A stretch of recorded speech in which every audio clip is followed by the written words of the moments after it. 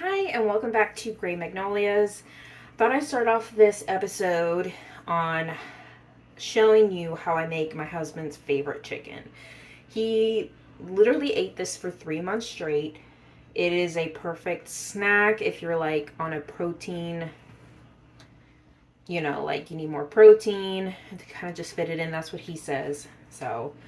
And this is a really good base chicken for then you to make a sauce or a glaze to coat the chicken. Asian, um, Indian, Italian. I mean, it is super versatile. So all you're going to need is chicken breast. You could also use chicken thighs. That would come out pretty good too. But chicken breast, you're going to cut it up into cubes. I'm going to make this whole tray for him, so I have it for the week because even though it's easy to make, I've perfected this breading wise and everything. Frying chicken all the time is really annoying. I think most people can agree. It is the end result is worth it, but the process is a pain. And this is a super simple 1 bowl breaded chicken recipe. So you need to cube up your chicken. Seasoning, it's just salt, pepper, and a really good garlic powder. I really enjoy this. Is like my 5th container of just garlic powder, American spice, premium quality. I get it out in my local Walmart. And then cornstarch and the best breading that is not like anything crazy. It's not expensive. It's super versatile. And it's gluten free. It's by 4C Crumbs. This is the packaging. Not sponsored, but might as well because I buy an excessive amount of this a month. It's gluten free, and I get the plain one. I don't know. Okay, this is the amount I'm starting off with, which again, I don't know. There's probably like a cup of breading to start, and I already have, excuse my stovetop. I mean, let's be real. Those clean kitchens aren't reality for most people. But as you can see, it's really not that much oil. I mean, this is a pretty deep, pan, and I'm going to bread some chicken now. Again, this is great for breaded, just like that. And this, when you make your sauces or whatever you want on top of this creates such perfect pockets of, to capture the flavors. It's amazing. It really is. Okay, so I've put my chicken in the pan in a nice even layer. It is crowded, but in this method, I mean, I don't get that like water that comes out of the chicken because, I'm going to keep it at 8. That's safe for me. Like, I know what my stove does. Again, if your stove cooks really fast or that's too high, I think between 6, 7, and 8 is just going to cook nice and slow. You'll see when it gets crusty. I will come back and put that in the video, and then we'll turn it over, break it apart, and continue getting it crispy. You will see. Trust the process. And I will... Okay, so it's been like 5 minutes at 8, and I'm gonna now lower it to 6. And as you can see, that nice brown color, crispy edges. Let's see if I can do this while on camera. Oh god. So you see that? That is what we want. Let me flip this 2 hands so I don't burn myself. Okay, I hope it can let it continue. Keep checking on it. And my husband likes it really crispy, almost break your tooth crispy. So I'm going to let it go for a little bit longer, probably another 10 minutes, I would say. And the chicken sometimes comes out kind of dry, but otherwise it's not. Okay, this is how the chicken came out. Okay, sorry about that. My little needed meme. So this is all you need for the sauce. Portobello mushrooms, you can use white, but the hubby likes portobello. Parmesan cheese, garlic. I like to buy like bags of garlic, blend it up, put in olive oil, make my own minced garlic so it lasts a while. Heavy cream, salt, pepper, and my most recent discovery, see if we can focus here, is Maggi cube in the vegetable stock. Because you know, you don't want everything to be chickeny, you know what I mean? So yep, let's get this started and I'll show you how quickly this sauce comes together. And it packs a lot of flavor. Okay, now I have my mushrooms sliced thin like that. And one thing that I just learned watching there is no oil, no butter, just the mushrooms. Keep cooking them down.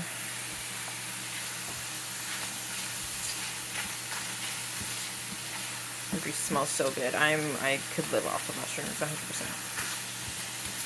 I haven't tried many, but I do love them.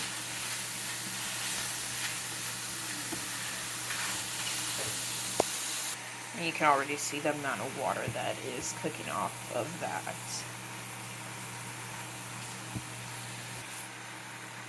So that's honestly good enough for me. And I'm gonna take, I mean, you can never have, this is a teaspoon. It's bigger than it, but this is a teaspoon, but of garlic. You're gonna cook that down. That already has some olive oil in it.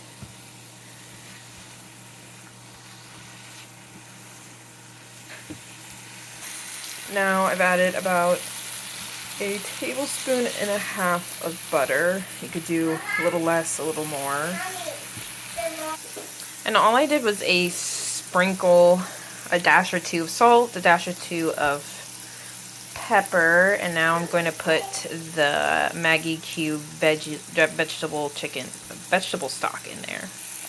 The recipe I forgot what I was saying, but so you want to stop putting salt at this point. I just put a cup of water. So I just put a cup of water. I used to use a white wine, a Pinot Grigio. That's what the recipe called for, but I don't know, we aren't drinkers here, and I like this outcome better. So we're gonna let it like just simmer for a little bit. And my husband likes it a little bit thicker, so like in between, thicker, more liquidy, but you can make it as thicker as thin as you'd like. But after it simmers for a little bit, you're just gonna add about a cup of heavy cream. And I feel like heavy cream naturally thickens after it comes to a boil. I could be wrong about that. But so yeah, we're just gonna let this come to a boil. So it came out perfect salt-wise. I do feel like it needs more pepper, which I love a lot of pepper with white sauces. And I put in like 2 handfuls of spinach, and then I turn off the heat and sprinkle about a 1/4 cup of Parmesan cheese, which also has more salt. So keep that in mind as well. And yeah, I mean, that's it. A couple things I'd like to say that I can't preface enough. Taste your food. My mother grew up hating tasting her food, so and she's an amazing cook, like one of the best cooks I know. But yeah, you won't really know what you're missing until you taste it, and it's just with practice. I know it can be super intimidating, and there's like a bajillion. I mean, this is not a food channel, but there's like a bajillion of recipes, you know, for beginners and all that stuff of how to cook. And like I said, I'm pretty much self-taught. I did see my mother cooking, but I didn't partake too much until like towards the end before I moved out. And then until like I got married, moved out, is when I really started cooking for myself and my husband. And that's when, I mean, there was plenty of bad dishes, but yeah, tasting your food, and with like the dish, you will know like, okay, most definitely needs, like, for example, this dish needs more pepper in my opinion, and it's perfect in salt, because some things you just can't take away. And there's ways to fix certain mistakes of like putting a potato in something to like let it absorb the salt if you can, and stuff like that. But sometimes there is no saving a dish. So yeah, I will put in the link, no, I'll put down below in the description kind of like all the ingredients and roughly steps on how to do this. And hopefully you guys make it. Like, let me know if you do and if you like it, because it is a really good. I'm not eating that tonight because that's not what I want. But it is delicious and it's like addictive because it's just so good.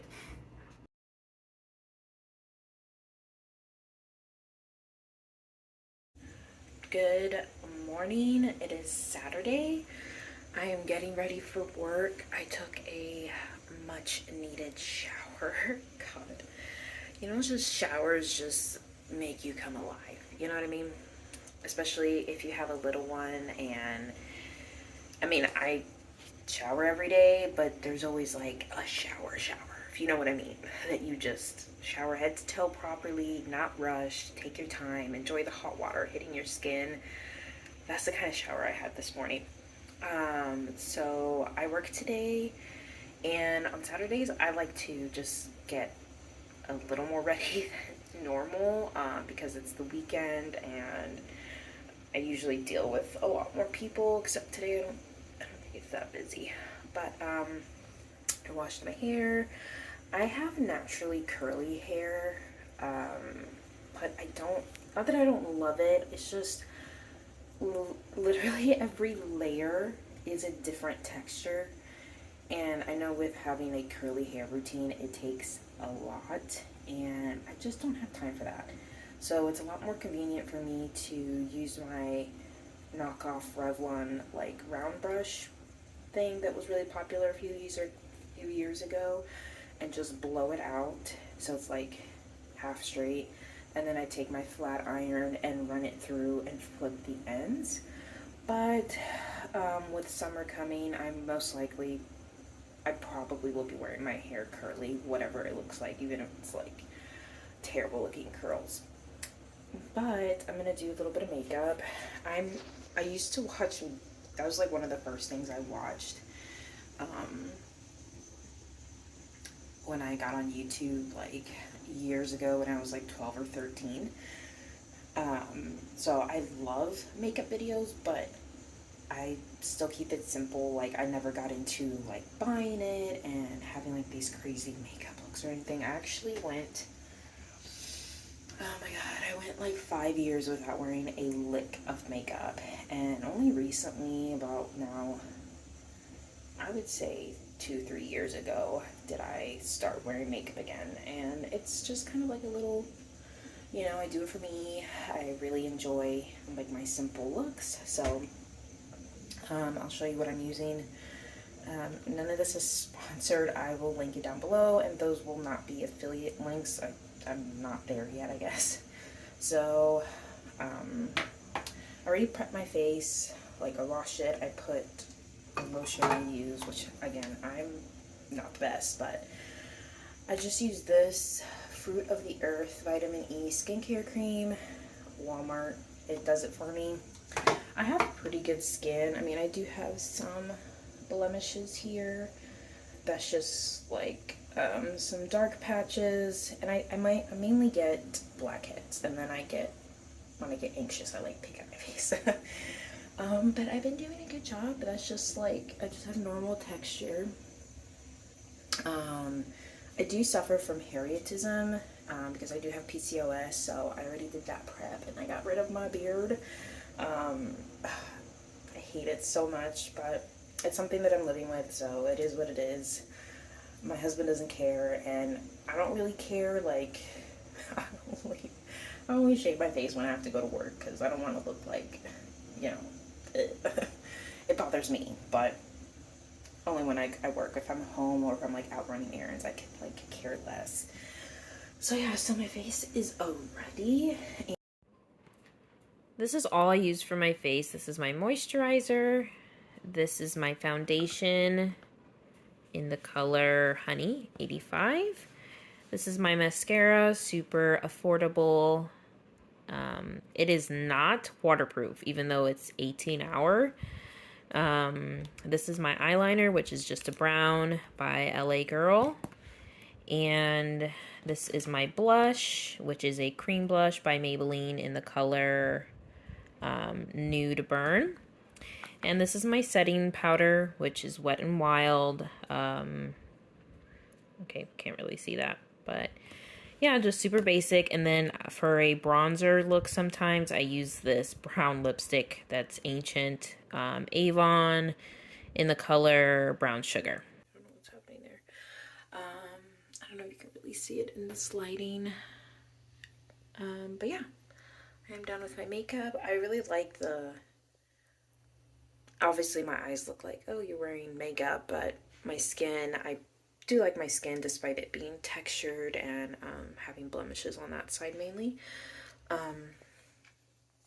I just like that blushed look and, you know, a little bit of that lipstick to be bronzer and just kind of, I'd smile and like kind of follow my cheek. Yeah, I don't do anything. I mean, I am blessed with the brows. I do like to wow, it's the morning. I do enjoy putting maybe some gel stuff on there, but not today. I don't feel like it. So yeah, now I'm gonna try to figure out, make my hair curly, and then I'm gonna show you my outfit in a little. Okay, I'm rushing to work. I don't know where my curly stuff is, so this is what I did to my hair. I blew it out, and then I just curled it, but like I said, today should be a pretty easy day. Let me go this way.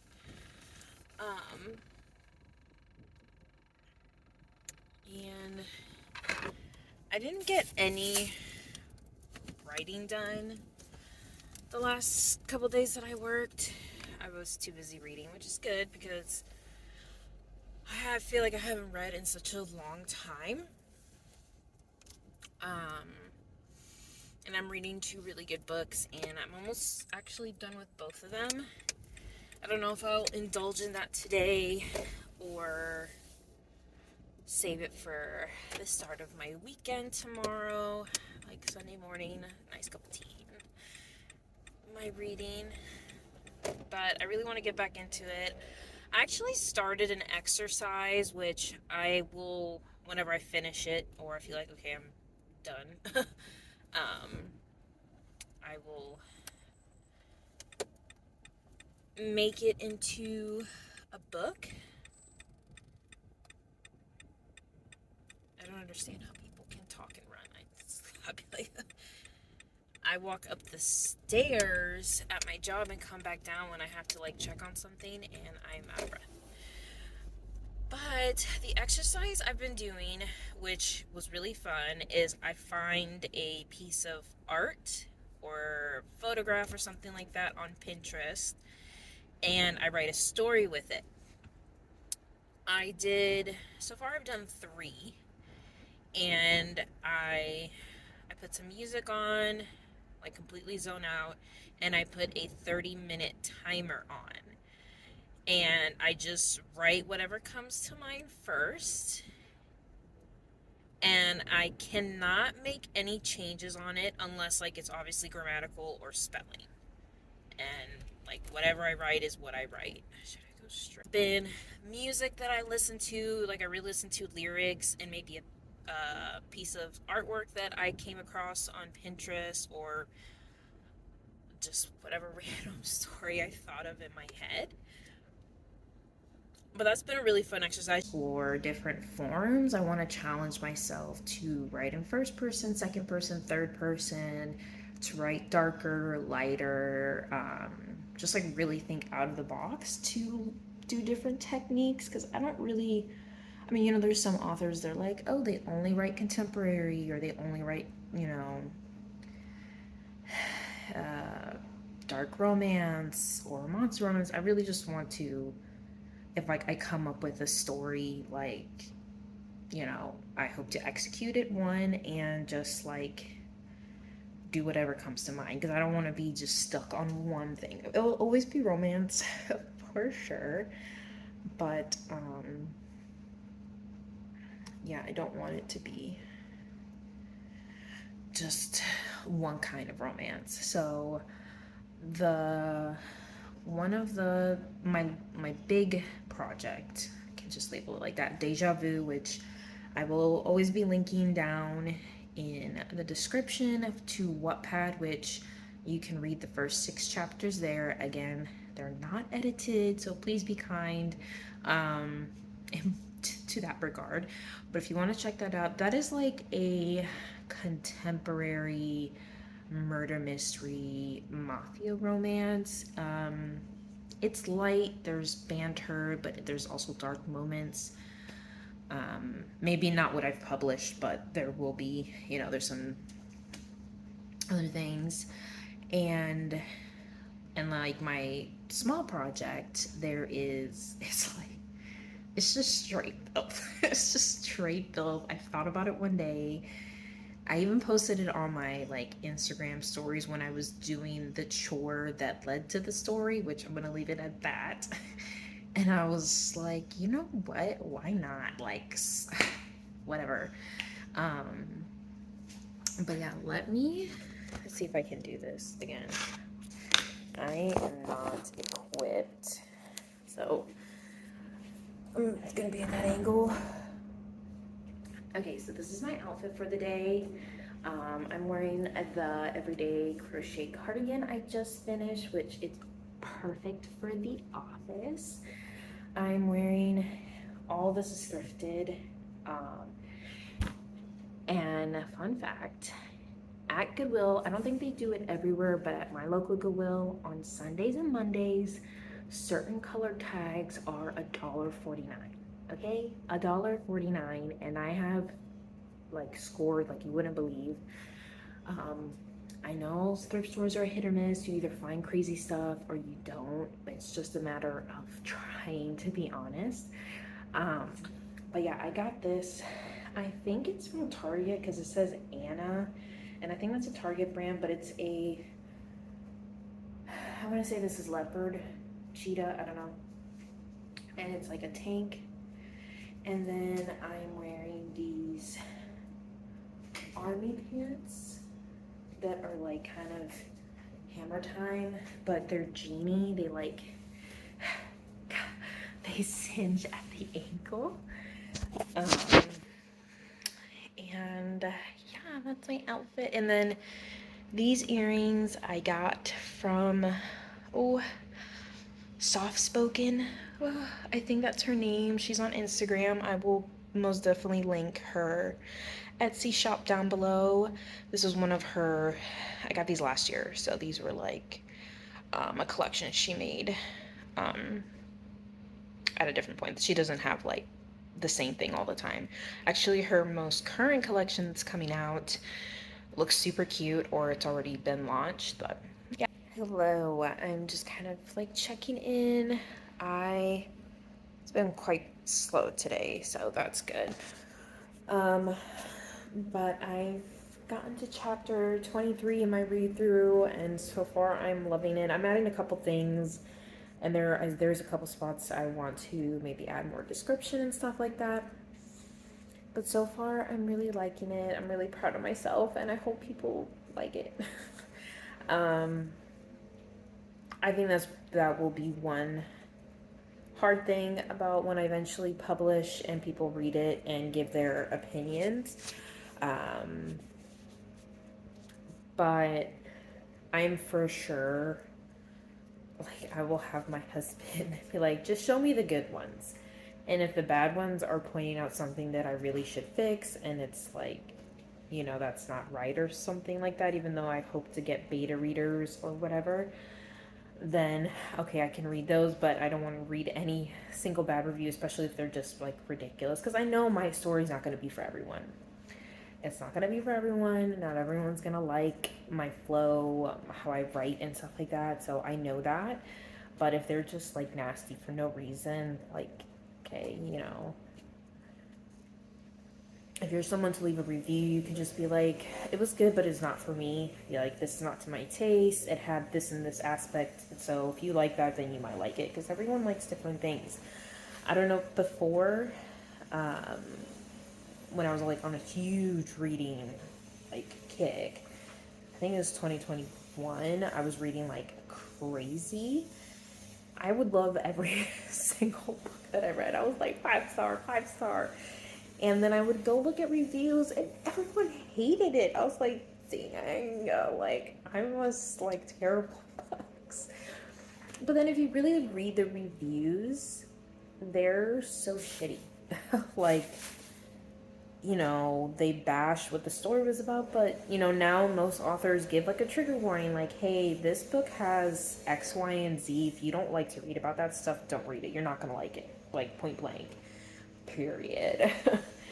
um, so, yeah, God, it was always so, like, not disheartening, because, you know, I mean, not that I shared too much about what I was reading at the time, but I was like, dang, like, am I blind?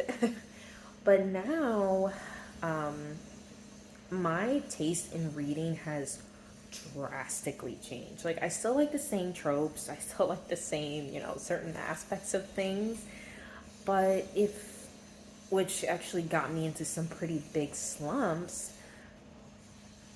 But if the story doesn't have certain elements, or like if the female character is like way too childish, has like barely any development, because I don't mind reading, you know, adult books and the person's like 18. I know that's really not adult, you're still a kid, you don't know shit. Come on, I didn't know shit at 18.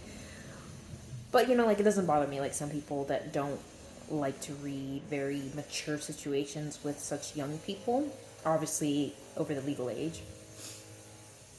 Um, but like if it's just not written well, I can't read it. I can't read it. And I'm not an expert. I can barely call myself an author and all that stuff. But yeah, there's just some books that I'm like, no. No. I can't even I don't have my Goodreads in front of me since I'm filming from my phone, but and also like my TBR is so long. It's like I'm not gonna waste my time. Like it's just not for me, or I'll try it again. Like I'm not in the headspace for this kind of story. Um, and I do like one trope that a lot of people don't really care for, from what I've seen, is that whole instant love thing. I love that, but it has to also make sense, because sometimes it's just like, what? Like, what's happening? How is there even any? Because I mean, I don't know. You see like a good looking person in the street, you're like, damn, okay, I see you. But it's not like, you guys lock eyes and you're in love. And it's just like, I know it's not reality. I get that. I get that. This is fiction. But just sometimes it's a little much. I read this short one where he was a gambler and he just saw her and he was like obsessed. And it was cringe. It wasn't anything nice. Okay, it wasn't like, oh my god, that's like romantic. Because, you know, I think it's also a thing, like, you know, you read these books and all your femininity just out the window. It's just, yeah. God. It's just like, I mean, if, you know, my husband would do some of these things to me in real life or whatever before we got married, I'd be like, excuse me? Who are you? What are you doing to me? No. So, oh my gosh. But, and when I first started reading back in the day when I was a little bitty thing, I was reading like vintage romance and like historical romance, which if you've never tried historical romance, that stuff is like just as good, if not better sometimes, because it's just the element of not forbidden taboo, but like, oh, you know, of the ton, and like you're not supposed to be alone with a man, if not you'd be ruined. Like it just gives us a whole other element to things, which Desperately Seeking a Dude kind of just reignited that for me, because I used to read that all the time, and I wish I kept track of everything I read, because there's a lot of books I would love to reread. Because God, I would spend nights reading, staying up reading. Like, oh, I read so much when I was younger, and I love that. Um,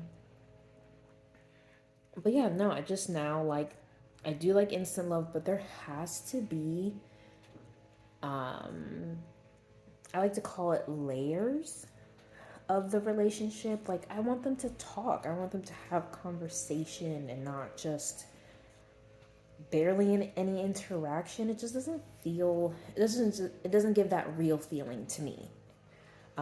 Because one thing that I love about romance novels is just you're either you place your in the shoes of the female character if you want to like read like that, or you just kind of like along for their ride and you're just like, oh my god, they held hands, like, oh my god, like the first kiss is my favorite. Oh my god, that's my favorite moment. It's just like if you watch a K drama and they like touch hands, like that's it. You're like done. Like, oh my god, explosive. um, but yeah, I was just like the build up to everything because it's just the anticipation, and I don't know. Like at the end of the day, like the smut, the sex is just sex. Like, I mean, there's only so many ways you can write the process of it going in. Like, let's be honest. So, but when you add all the like the foreplay, the dirty talk, the, you know, how he looks at her and just kind of like what they're feeling, it just, oh, it just makes it all the more exquisite. Like, I don't even care what they do afterwards, but it's just how they get there is just always the best. Always the best for me. As that's what it's come to like now, because I mean, I was just reading all kinds of things and now I'm like more picky. Like, okay, guilty pleasure, perfect palate cleanser for me is Jessica Kane. She's queen. She's one of the top novella erotica writers, in my opinion, of the ones that I have come across. She is like, she's an instant read. Instant read. I haven't read, I mean, she has a ridiculous backlog. I haven't read everything, but the ones that I have read are just like, wow, so good. So I mean, there's that, but otherwise, like, I want some story. I do want some story. I want to know how they get there. I want to know what special moments they have, like kind of like the mundane life things, you know. Make it a little bit more realistic, just a little bit. But yeah. So I've actually filmed a lot. I think I'm gonna like end here. Um, and yeah. Thank you so much for watching. Anything that I talked about, I'll list down below. I'll put a written form of the recipe that I talked about earlier this video in here too. And I will link whatever else that's important.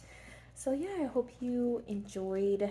Just give it a like, a comment. I love to get to know who's ever watching. If, you know, what do you like to write? I mean, not write. Well, if you're a writer, what are you writing? If you're reading, what are you reading? What is like an absolute must in something that you're reading? Maybe like how it's changed over time for you. Yeah, so see you in the next one. Bye.